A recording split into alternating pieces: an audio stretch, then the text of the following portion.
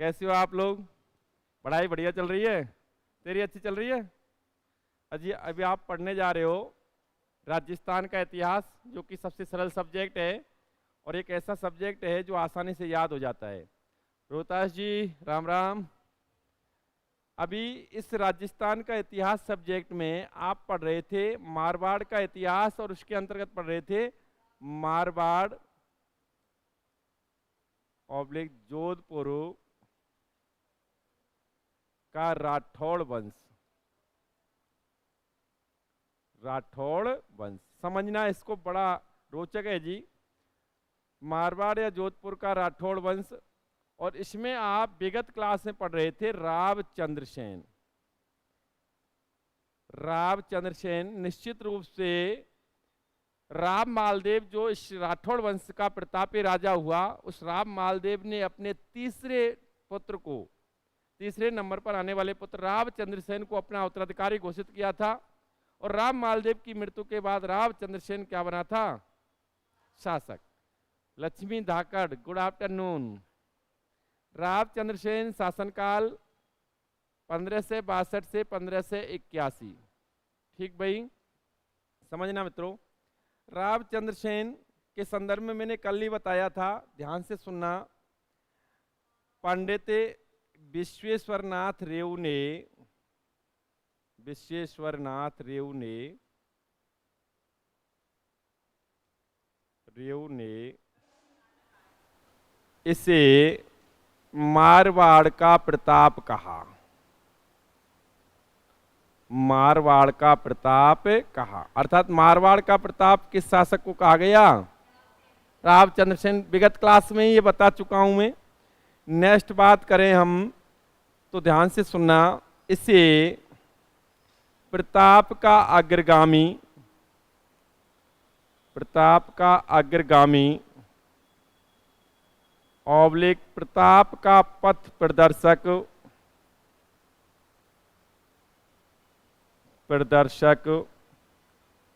और भूला बिसरा शासक कहा गया।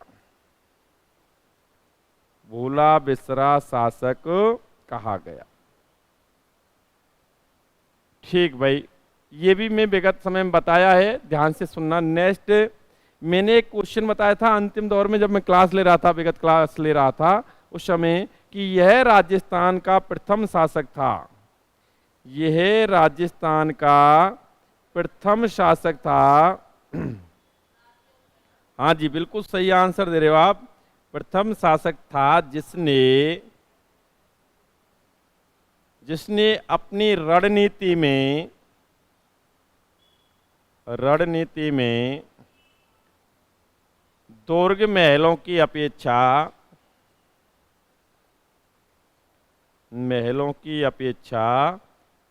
जंगल पहाड़ियों को महत्व दिया।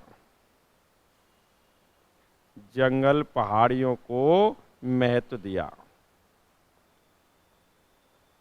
ठीक भाई, इन चीजों पर हम चर्चा पहले भी कर चुके हैं। मैंने ये भी बताया था कि यही क्वेश्चन अगर इस प्रकार आता है कि मेवाड़ का प्रथम शासक जिसने दुर्ग महलों की अपेक्षा जंगल पहाड़ियों को महत्व दिया, तो वो कौन सा था? महाराणा प्रताप। लेकिन राजस्थान के संदर्भ में देखा जाए तो कौन आता है? क्योंकि 1564 के बाद जब अकबर का अधिकार, मुगलों का अधिकार जोधपुर पर हो गया, उसके बाद ये भादराजूड़ चला गया, उसके बाद ये सिवाना चला गया, उसके बाद पीपलोद चला गया, उसके बाद काणूजा चला गया, उसके बाद ये सारण की पहाड़ियों की तरफ चला गया और अंतिम दौर में मृत्यु को प्राप्त हुआ। तो लगातार यह जंगल पहाड़ियों में भटकता रहा। इस प्रक्रिया को इसने फॉलो किया, इसीलिए इसी क्वेश्चन इसी पर लागू होता है ये, कि भाई राजस्थान का प्रथम शासक जिसने रणनीतिक में दुर्ग महलों की अपेक्षा जंगल पहाड़ियों को महत्व। ये सेकंड ग्रेड में आया हुआ क्वेश्चन है, ध्यान रखना। अब हम इसके बारे में आगे पढ़ते हैं, क्योंकि फर्स्ट ग्रेड सेकंड ग्रेड में ये टॉपिक तो निश्चित रूप से ये शासक बिलोंग करता ही है। ठीक भाई, स्पेशली दे रखा है। ठीक, इसके अलावा और कंपटीशंस को भी बिलोंग करता है, क्वेश्चन आते रहे हैं इससे। ध्यान से सुनना रावचंद्र सेन के बारे में।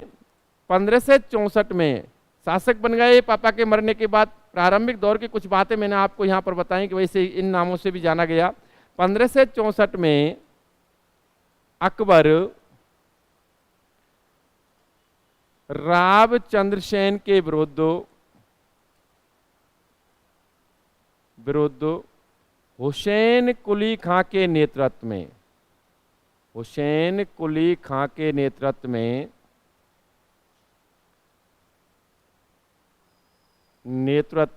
जोधपुर पर आक्रमण हेतु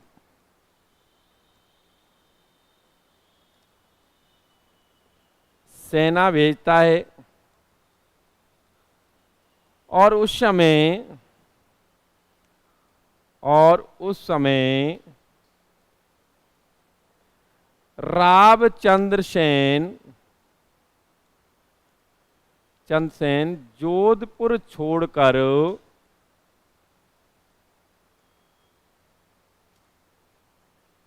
भाद्राजूड़, हाँ जी, जालौर, भाद्राजूड़ चला जाता है और जोधपुर पर मुगलों का अधिकार हो जाता है। हाँ जी, देखो मैं बता देता हूं, मुगलों का अधिकार हो जाता है। इस डाटा को मैं लिख देता हूं क्योंकि ये अधिकार हो जाता है। ठीक भाई, देखो पूरे घटनाक्रम को एक बार समझ लें, उसके बाद नोट करना है जी, लेकिन समझें आप। देखो प्रारंभिक दौर में कुछ बातें मैंने रावचंद्र सेन के बारे में बताई। रावचंद्र सेन के विरुद्ध 1564 में अकबर सेना भेजता है जी। जैसा कि आपको पता है कि मुगलों के अभियान प्रताप के विरुद्ध भी हुए थे, कहीं ना कहीं रावचंद्र सेन के विरुद्ध भी इसी प्रकार अभियानों को अंजाम दिया गया था। अकबर ने 1564 में किसको भेजा? हुसैन कुली खां को। किसको भेजा? हुसैन कुली खां को। ठीक भाई, इस बंदे को भेजा। बताया जाता है इसके जैसे कि ये जोधपुर पर आक्रमण करने आ रहा था तो भैया ये रावचंद्र सेन जोधपुर छोड़कर चला गया। कहाँ चला गया? भाद्राजूड़ चला गया। ठीक भाई, भाद्राजूड़ चला गया। उसके बाद जोधपुर पर किसका अधिकार हो गया? मुगलों का। और उसके बाद जो घटनाक्रम घटित होता है उसका ध्यान, ये तो भाद्राजूड़ चला गया, अब वहां से शासन संचालित कर रहा था। जोधपुर पर मुगलों का अधिकार हो चुका था, अकबर का अधिकार हो चुका था। देखो आगे घटनाक्रम के तहत पढ़ा जाता है जी। आपने एक नागौर दरबार पढ़ा होगा। 1570 में नागौर दरबार का आयोजन हुआ था।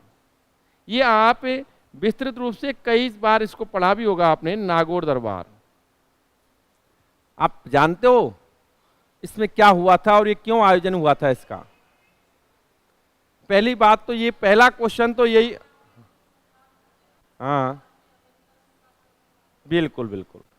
देखो पहली बात तो ये ध्यान रखना है, पहला क्वेश्चन तो यही बन जाता है कि नागौर दरबार का आयोजन कब हुआ। तो ये बात है 1570 में। मैंने एक किताब में पढ़ा, हुक्मचंद जैन जी की किताब है, जिसमें बताया जाता है कि अकबर ख्वाजा मुद्दीन चिश्ती की जियारत करके लौट रहा था, तो उसने लगभग 1 वर्ष का टाइम स्पेंड किया कहाँ? नागौर में। और उसी समय को नागौर दरबार के नाम से जाना गया। अर्थात नागौर दरबार का आयोजन किसने किया? आयोजन किया अकबर ने। किसने किया? ये सारी चीजें मैं नोट भी कराऊंगा। आयोजन नागौर दरबार का किसने किया था? अकबर ने। और एक चीज और बता दूं मैं आपको, अच्छा पहले हम इसका उद्देश्य बता देते हैं। नागौर दरबार का उद्देश्य क्या था? नागौर दरबार का उद्देश्य था सुलह कुल नीति के तहत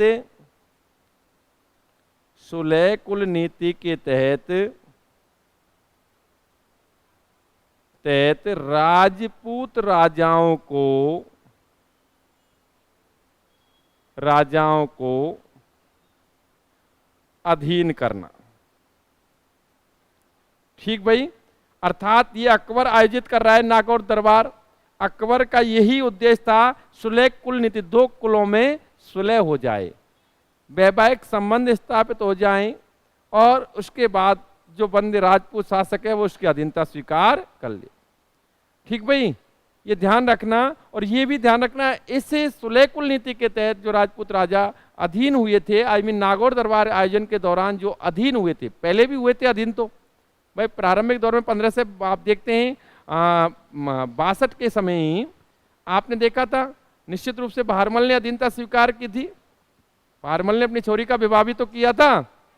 ठीक भाई, प्रारंभिक दौर में वही अधीनता स्वीकार करने वाला पहला बंदा था राजस्थान का, राजपुताने का, आमेर का शासक, जिसको हम बाद में पढ़ाएंगे भी। अभी यहाँ देखें, यहाँ पर जो नागौर दरबार आयोजित हुआ उसमें जो अधीनता स्वीकार की वो एक तो था बीकानेर का। बीकानेर का था कौन? कल्याणमल। बीकानेर का कल्याणमल, बीकानेर के कल्याणमल ने अधीनता स्वीकार की जी। ठीक भाई, और आप जानते होंगे आगे चल के, और इसने अपनी पुत्री का विवाह भी किया था, ठीक है, मुगलों से, कल्याणमल ने भी। और कल्याणमल बीकानेर का पहला बंदा था जिसने मुगलों की अधीनता स्वीकार की थी और मुगलों से वैवाहिक संबंध स्थापित किए थे। हाँ जी, अभी वो तो आप मोटा राजा उदय सिंह के संदर्भ में भी पढ़ेंगे, लेकिन बीकानेर के राठौर के संदर्भ में तो बताया जाएगा। नेक्स्ट बात करें हम तो देखो, जैसलमेर का था इसमें अधीनता स्वीकार करने वाला बंदा। जैसलमेर का कौन था? जैसलमेर का था हरिराय भाटी। नेक्स्ट बात करें तो फलौदी से कौन आया था? फलौदी से आया था उदय सिंह। आप ध्यान से सुने इस बात को, फलौदी से कौन आया था? उदय सिंह। अच्छा, एक चीज ध्यान रखें, एक्चुअली उदय सिंह वही बंदा है जिसको आगे चल के मोटा राजा उदय सिंह के नाम से जाना जाएगा, और ये उदय सिंह वही बंदा है जो इस रावचंद्र सेन के बाद शासक बनेगा। क्योंकि आप देखें यहाँ, ये उस समय कोई जो उस समय फलौदी की जागीर तो थी इसके पास, अर्थात ये लोग इस दरबार में आए थे, अधीनता स्वीकार की थी। एक तथ्य और है, बताया जाता है कि इस नागौर दरबार में रावचंद्र सेन भी उपस्थित हुआ था। यहां कंडीशंस देखें आप, यहां उदय सिंह रावचंद्र सेन का ही बड़ा भाई है, सेकंड नंबर का भाई तो यही है। अब निश्चित रूप से उदय सिंह आता है, अधीनता स्वीकार करता है और यह अकबर की कृपा प्राप्त कर लेता है। यहां कंडीशंस बनी हुई थी इस प्रकार की। चंद्रसेन आता है जी, चंद्रसेन ने देखा कि भैया से अच्छा तालमेल चल रहा है। भैया कौन? उदय सिंह। तो ये मुझे तो कुछ देने वाला है नहीं, अर्थात रावचंद्र सेन ने देखा कि यहां स्थितियां उसके अनुकूल नहीं थी, अतः बिना वार्ता किए ही वापस लौट गया रावचंद्र सेन। ठीक भाई, लौट जाने तो इस तत्व को हम दोबारा भी दोहरा देंगे, लेकिन आपको एक और बता देता हूं, इस अकबर ने जब ये नागौर दरबार का आयोजन किया था तो यहां रहते हुए अकाल राहत कार्य के तहत अकबर ने इस दौरान बोले तो नागौर दरबार आयोजन के दौरान अकाल राहत कार्यों के तहत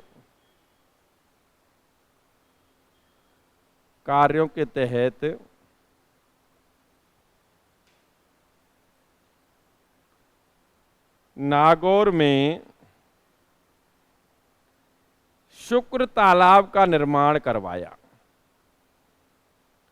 शुक्र तालाब का निर्माण करवाया, अर्थात नागौर में स्थित शुक्र तालाब का निर्माण किसने करवाया था? अकबर ने। और अकबर ने यह निर्माण कब करवाया था? नागौर दरबार आयोजन के दौरान, अकाल राहत कार्यों के तहत। अभी आपने देखो इस नागौर दरबार, जिसका राजस्थान इतिहास में बड़ा स्थान है, नागौर दरबार किसके द्वारा आयोजित किया गया? अकबर के द्वारा। आयोजन का उद्देश्य क्या था? सुलह कुल नीति के तहत राजपूत राजाओं को, हाँ जी, अधीन करना। नेक्स्ट बात करें हम, ध्यान से सुनना, नेक्स्ट बात तो इसमें अकबर के नागौर दरबार में जैसलमेर के किस शासक ने अधीनता स्वीकार की? को ऐसे, हाँ जी, बीकानेर के किस शासक ने अधीनता स्वीकार की? और फलौदी से कौन आया? उदय सिंह। नागौर दरबार में रावचंद्र सेन भी उपस्थित हुआ था, लेकिन स्थितियां अपने अनुकूल ना पाकर के वापस लौट गया था। ठीक भाई, अब चूंकि रावचंद्र सेन उपस्थित हुआ, अकबर उस समय निश्चित रूप से हिंदुस्तान का बादशाह, बड़ी संख्या में उसके पास मनसबदार, बड़ी सेना का धनी, निश्चित रूप से घमंड तो होगा ही बंदे को। उसने देखा कि रावचंद्र सेन आया और मुझसे मिले बिना चला गया, अत्यधिक नाराज हुआ। अकबर अत्यधिक नाराज हुआ और अकबर ने इस घटनाक्रम के बाद अकबर ने भाद्राजूड़ पर आक्रमण हेतु, भाद्राजूड़ पर आक्रमण हेतु मुगल सेना भेजी। क्या भेजी? मुगल सेना भेजी। नाराज हुआ कि आया और मुझसे वार्ता किए ही बिना वापस लौट गया। भाद्राजूड़ जालौर ना बताया, अभी तो बताया था। ठीक भाई, हाँ जी, सेना भेजी।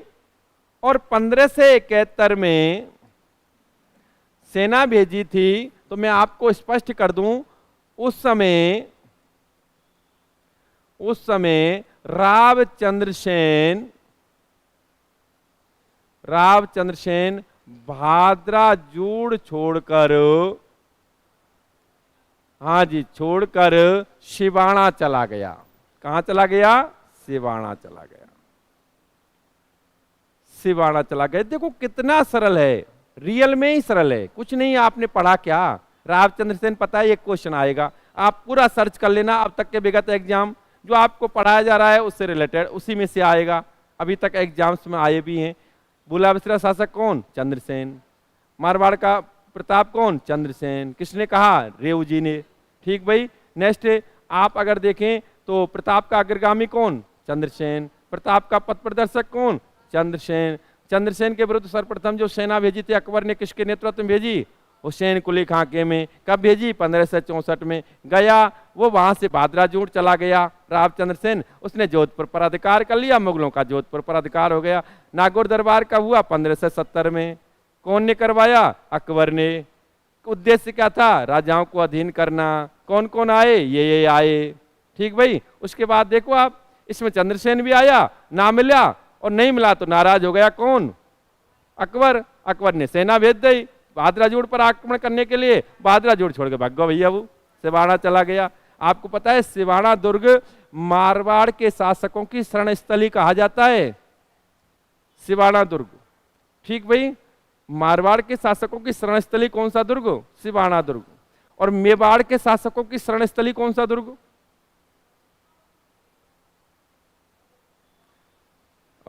वंदना कह रही है कि दिख नहीं रहा। वंदना आज एक आज प्रॉब्लम रहेगी थोड़ी सी, व्हाइट बोर्ड की वजह से प्रॉब्लम आ रही है ये। सर स्लाइड का कलर चेंज, अच्छा कलर चेंज करो।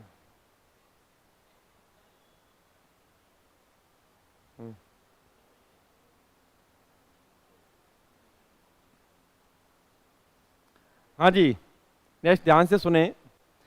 मैं अभी बता रहा था कि भाई बंदा वहां चला गया सिवाना। अभी मारवाड़ के शासकों की शरण स्थली कौन? सिवाना। मेवाड़ के शासकों की शरण स्थली कौन सा दुर्ग? छोरो तुम पता नहीं क्या, ऐसा नहीं है कि आप यहाँ कोचिंग पढ़ें उसके बाद किताबें ही ना उठाएं, पढ़ते रहें। मेवाड़ के शासकों की शरण स्थली कहलाता है कुंभलगढ़ दुर्ग।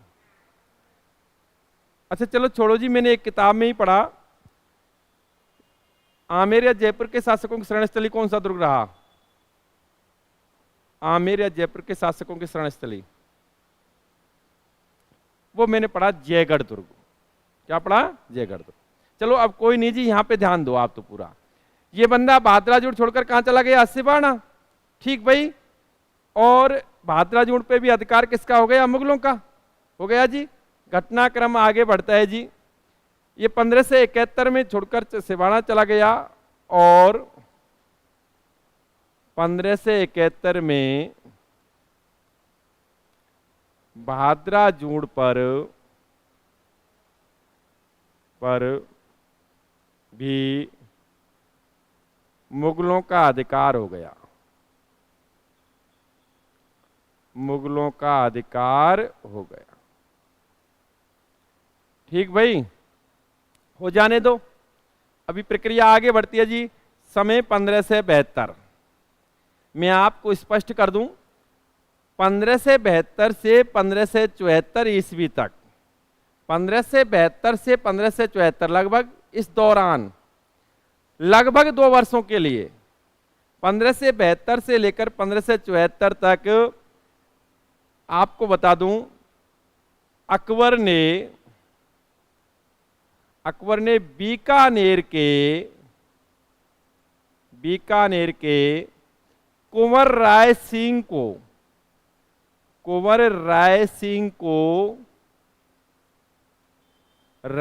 को जोधपुर का प्रशासक नियुक्त किया था। जोधपुर का प्रशासक नियुक्त किया। हाँ जी, ये आपको स्पष्ट कर दूं कि राव कल्याणमल का ही पुत्र है। और एक चीज और बता दूं मैं आपको कि जब आप पढ़ते हो सेकंड ग्रेड और फर्स्ट ग्रेड, सेकंड ग्रेड के सिलेबस में स्पेशली दे रखा है राय सिंह ऑफ बीकानेर। यानी आप बीकानेर के राठौड़ वंश के अंतर्गत जब राय सिंह को पढ़ते हो, specially first grade second grade के लिए इससे क्वेश्चन आता रहता है। बहुत सरल है, बहुत शॉर्ट है, लेकिन बहुत ही इंपॉर्टेंट है। तो उस समय भी इस राय सिंह का ये क्वेश्चन पढ़ोगे आप, भाई राय सिंह का जब पूरा आप घटनाक्रम पढ़ोगे, उसमें ये बताएगा कि 1572 से 74 लगभग 2 वर्षों के लिए इसे अकबर ने बीकानेर का प्रशासक नियुक्त किया। किसको? राय सिंह को। ठीक भाई, जोधपुर का प्रशासक नियुक्त किया था। और आप जानते हैं 1574 में ही कल्याणमल की मृत्यु हो गई थी, तो ये बीकानेर का शासक भी बना था राय सिंह। लेकिन यह अकबर के मनसबदार के रूप में भी कार्य कर रहा था। ठीक भाई, अकबर की सेवा में भी थे ये लोग, क्योंकि मुगलों की अधीनता स्वीकार कर चुके थे। आगे चल करके ध्यान से सुनना आप लोग, 1574 ईस्वी में अकबर राय सिंह प्लस शाह कुली खां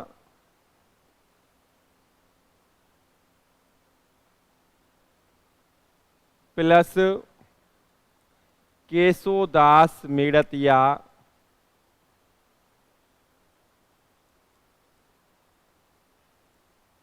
प्लस तेयब खां के नेतृत्व में राव चंद्रसेन के विरुद्ध सेना भेजता है, के विरुद्ध मुगल सेना भेजता है।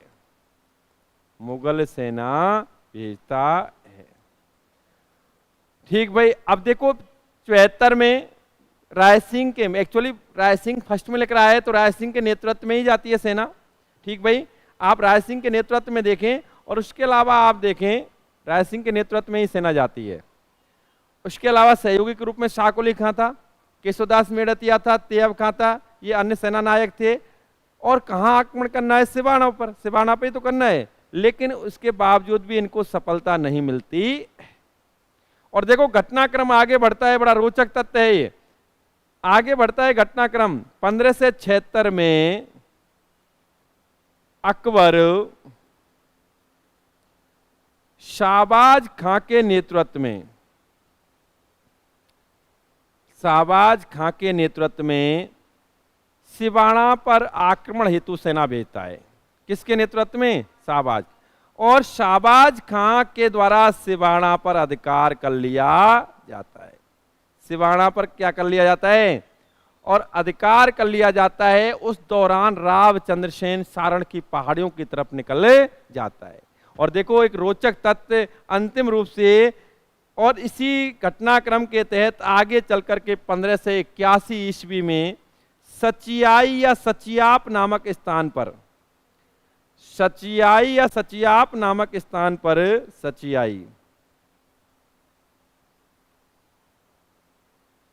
सचियाप, जो कई किताबों में सचियाप लिखा होता है, स्थान पर मृत्यु हो जाती है। इसकी क्या हो जाती है? मृत्यु, मर जाता है। मरने के संदर्भ में यह भी बताया जाता है कि इसको जहर दिया गया वगैरह वगैरह, लेकिन हम फैक्ट बात करते हैं, कुछ इतिहासकार अपनी अपनी अलग अलग बातें रखते हैं। तो सीधा सीधा हम तो इतना करते हैं कि इसकी मृत्यु कब हुई? 1581 में। कहाँ हुई? किस स्थान पर हुई? सचियाई या सचियाप नामक स्थान पर। ठीक भाई, पाली। ये सारी चीजें अब देखो, अगर समेकित रूप से समराइज रूप से हम बात करें तो रामचंद्र सेन के संदर्भ में कोई ऐसा हमने स्पेशली नहीं पढ़ा, सीधा सीधा पॉइंट टू पॉइंट क्या पढ़ा भाई। देखो हमने रामचंद्र सेन संदर्भ में कुछ इसकी बातें पढ़ी कि भाई इसको इस नाम से भी जाना गया, इस नाम से भी। 64 में सेना भेजी, जोधपुर पर अधिकार हो गया मुगलों का, ये बंदा सिवाना चला गया, वो जवाहराजूड़ चला गया था। ठीक, नागौर दरबार आयोजित हुआ। देखो आप स्वयं इस चीज को दिमाग में रिवाइज कर सकते हैं, इसका चिंतन कर सकते हैं, एक एक घटना का। 64 का बात बताई मैंने, भाद्राजूड़ चला गया। 70 में नागौर दरबार आया, नहीं मिला, वापस लौट गया। अकबर नाराज हुआ, सेना भेजी। 71 में भाद्राजूड़ पे भी अधिकार हो गया। 72 से 74 तक कौन रहा? राय सिंह रहा जोधपुर का प्रशासक। 74 में सेना किसके नेतृत्व में भेजी? राय सिंह के में, लेकिन सफलता नहीं मिली। 76 में शाहबाज खां गया, सिवाना पे अधिकार कर लिया। ये बंदा पीपलौद, कांडूजा और सारण की पहाड़ियों में चला गया। बंदा चल ही रहा है और उसके बाद आप देखें मर गया। बता मर गया, पढ़ो का हो का चुनाव। तो यही तो कह रहा हूं, है ही नहीं, पढ़ने के नाम पे कुछ नहीं, धोखा है। बाकी आप लोग निकले, इसको नोट कर लो। हाँ जी सर, नोट कर लो भाई।